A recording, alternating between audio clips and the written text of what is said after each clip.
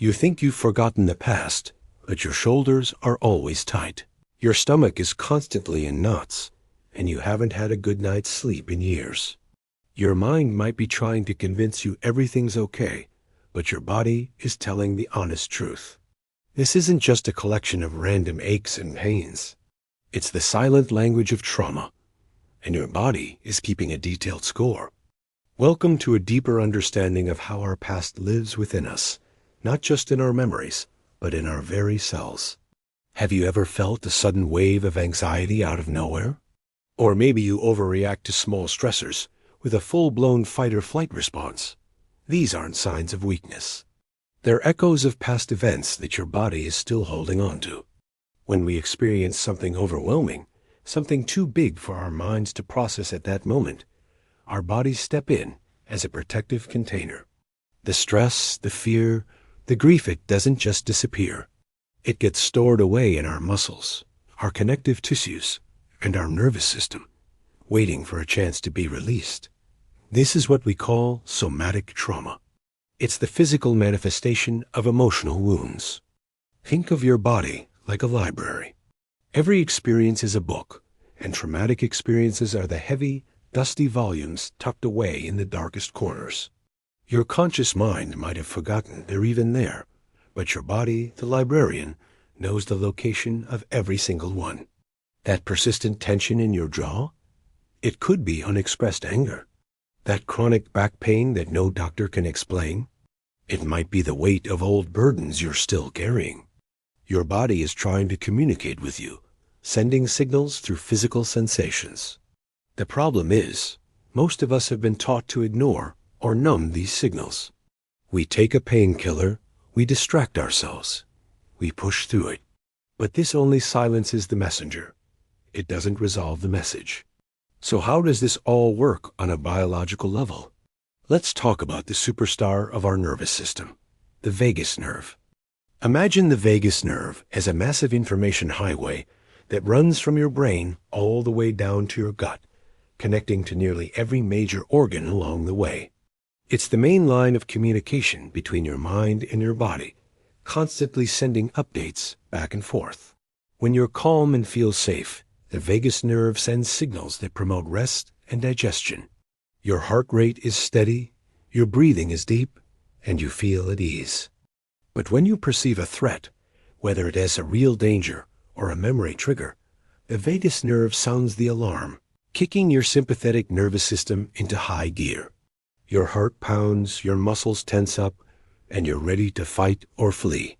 For someone with unresolved trauma, this alarm system can become faulty. It gets stuck in the on position, or it becomes hypersensitive, triggering a state of emergency over minor things. This chronic state of high alert is exhausting. It's what leads to that feeling of being perpetually wired and tired, that constant knot in your stomach, and the inability to truly relax. The good news is, we can learn to work with our vagus nerve. We can intentionally send it signals of safety to help it regulate itself and bring our nervous system back into balance. This process is called toning the vagus nerve, and it's a powerful tool for healing. How do we begin to release this stuck energy and communicate safety to our bodies? It starts with two of the most fundamental tools we have, our breath and our movement. Let's begin with breathwork. Your breath is the remote control for your nervous system. Short, shallow breathing tells your brain there's danger. Deep, slow breathing tells it that everything is okay. A simple technique you can try right now is called box breathing. Inhale slowly for a count of 4. Hold your breath for a count of 4. Exhale slowly for a count of 4. And then hold the exhale for a count of 4. Repeat this cycle a few times.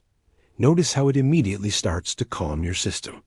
By consciously slowing down our breath, especially by making the exhale longer than the inhale, we are directly stimulating the vagus nerve and telling our body it's safe to stand down. Next, let's talk about movement.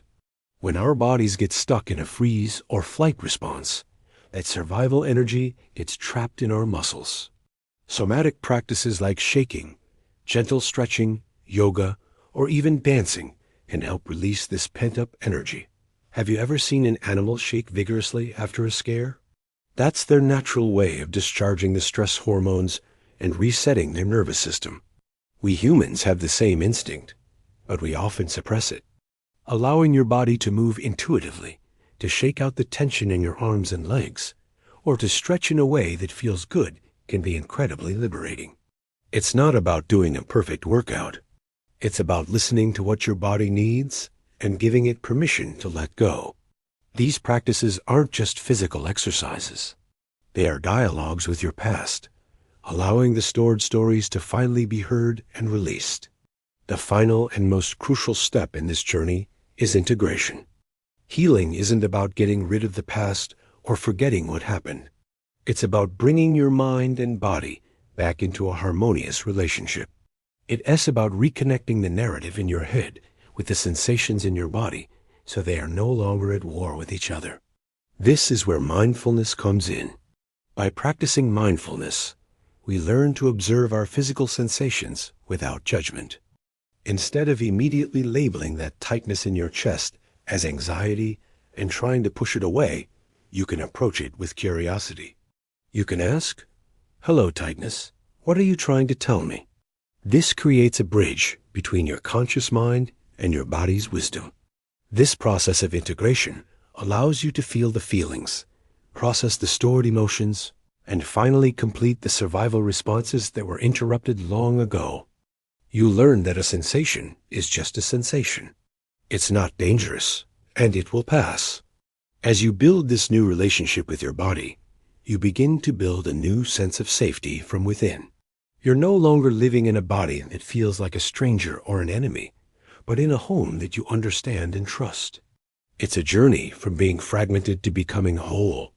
It's important to remember that this path is not always linear, and it's okay to seek support.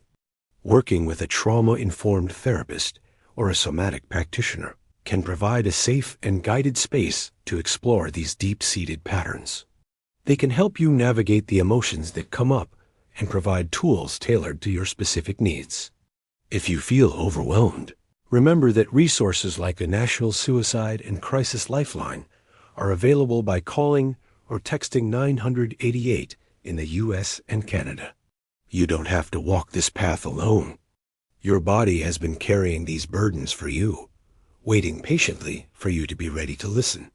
By learning its language, you can begin to unburden it, release the score it's been keeping, and reclaim your sense of peace and wholeness. The journey to healing the silent trauma begins with one small step, turning inward with compassion and listening to the stories your body is ready to tell. Thank you so much for joining me today. If this resonated with you, please like, subscribe, and share this with someone who might need to hear it. See you in the next video.